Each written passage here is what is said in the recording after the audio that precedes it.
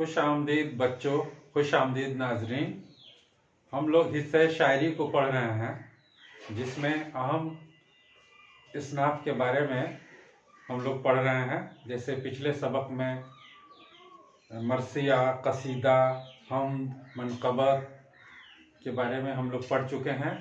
आज गज़ल के बारे में पढ़ेंगे। गज़ल हिस्से शायरी की एक अहम सिन्फ है और ये दूसरे असनाफ की बदौलत बहुत मशहूर, बहुत मकबूल सिन्फ है। गज़ल को गाया जाता है, गज़ल को पढ़ा भी जाता है और गज़ल एक ऐसा सिन्फ है जो आम और ख़ास दोनों में मकबूल है। बहुत सारे लोग गज़ल गुनगुनाते हैं या सुनते हैं और उससे लुत्फ़ अंदोज़ होते हैं, लेकिन उनसे अगर ये पूछा जाए कि गज़ल किसको कहते हैं तो वो नहीं बता पाएंगे।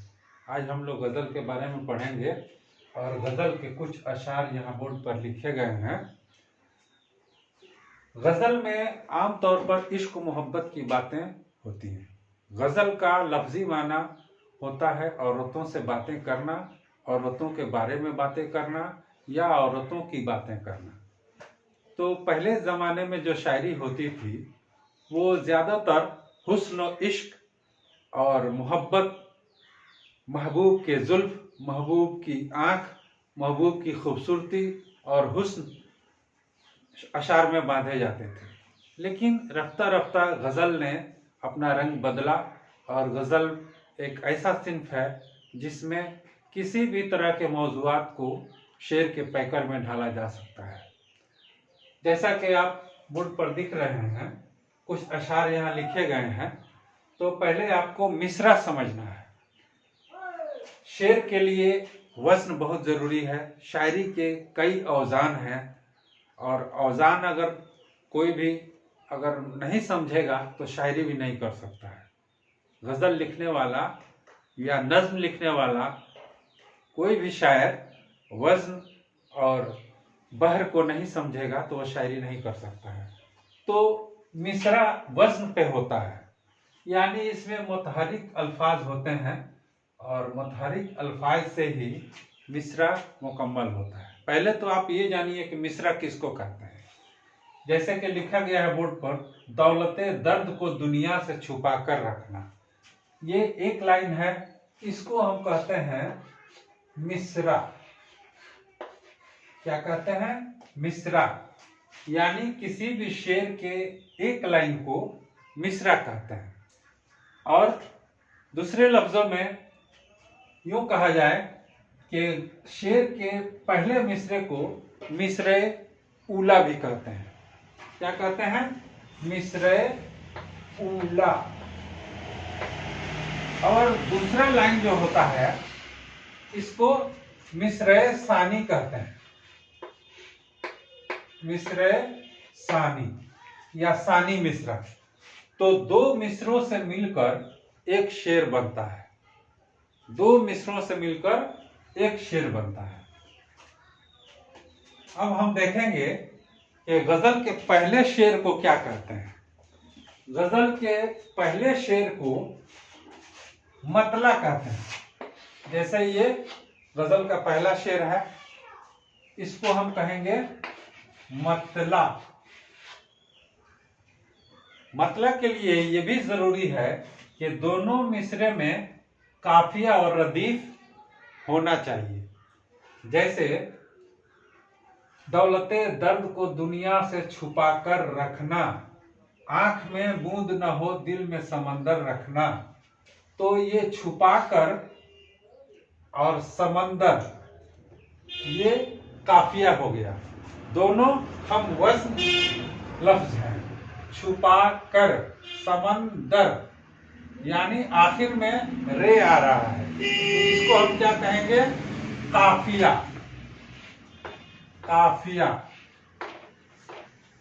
और जो आखिर में लफ्ज रहता है रखना, रखना, ये दोनों मिसरे में है, तो इसको कहेंगे रदीफ। क्या कहेंगे? रदीफ। फिर एक बार सुन लीजिए कि जो लफ्ज मिसरे के आखिर में यानी दोनों मिसरे में बार बार आए आखिर में, उसको कहते हैं रदीफ। और रदीफ के पहले वाला लफ्ज जो आखिर वाला हर्फ मेल खाए और हम वजन हो, यानी एक ही वजन में दोनों लफ्ज हो। जैसे आप महसूस कर रहे होंगे, छुपा कर, समंदर, इसको कहेंगे काफिया और आखिर वाले लफ्ज को कहेंगे रदीफ। तो मतला में दोनों मिसरे का हम काफिया और हम रदीफ होना जरूरी है, तब उसको मतला कहेंगे।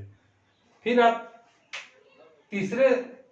दूसरे शेर में देखिए कि कल गए गुजरे जमानों का ख्याल आएगा, आज इतना भी न रातों को मनव्वर रखना।